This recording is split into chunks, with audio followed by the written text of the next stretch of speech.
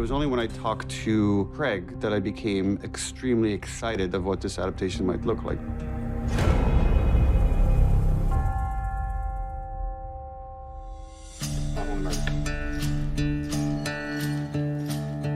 We asked Nico Parker to play an incredibly challenging part. We have to fall in love with her.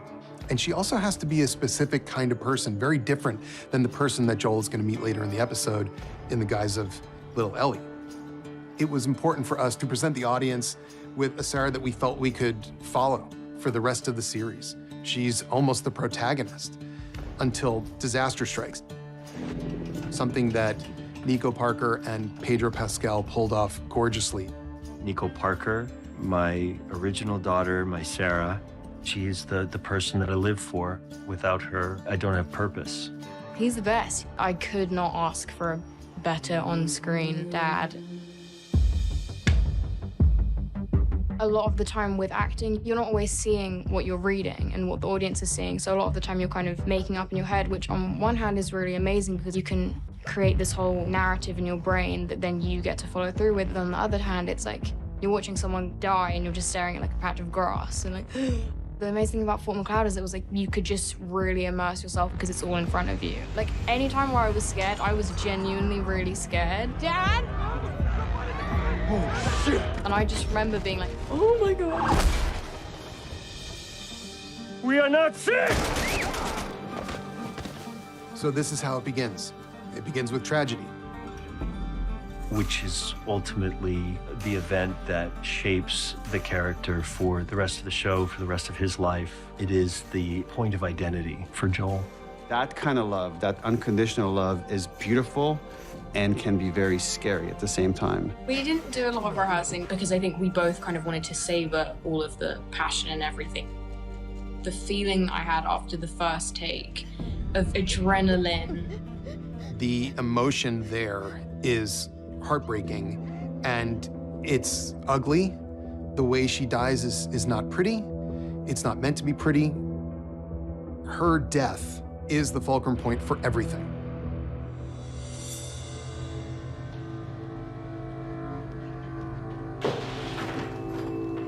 My name is Marlene. I'm the leader of the Fireflies in the Boston QZ. I first met Marlene almost exactly 10 years ago in 2012. It was to audition for the video game.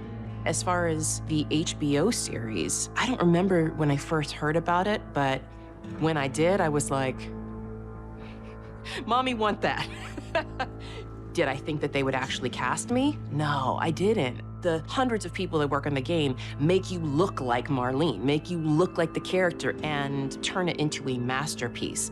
It's another thing to step in front of the camera and embody her with my own instrument. And I had a couple of things on my side, which was I grew into her, I aged into her a little bit, and I guess my deep passion and love for her. As a writer, you're trying to construct a scenario where like a person is trying to avoid a fate worse than death. For Joel, it'd be losing a daughter again, and he probably would not survive that. So then how do we put him in a situation where now he has to be with this girl and he immediately tries to reject it? You're gonna do it. The hell we are. We don't have time for this. Joel is a broken man, and he meets this kid. Ellie's not a big fan of Joel when she first meets him. Their initial meeting doesn't really set them up to be the greatest of friends, but I think that's also because they're like similar personalities. They just clash, and they don't know how to relate to each other yet. Asshole! In the final moments of this episode, Joel forgets that the girl that is standing behind him is not his daughter. Primitive instinct takes over. He can't help but act. Something else took control of him in a similar way to how the cordyceps does, except for him, it's a version of love. The most remarkable thing about that moment is that when Ellie watches him beating a man to death, she is activated. Earlier in the episode, when Sarah sees him killing this old woman who's infected, who he has to kill, You killed her. she cries. Baby, I'm sorry. Ellie doesn't cry. Ellie likes it. She likes the idea of somebody defending her like that, and she likes the idea of that guy being punished. And this is where you begin to see the problem. but also the deliciousness of the pairing. These two were meant to be together, but look out.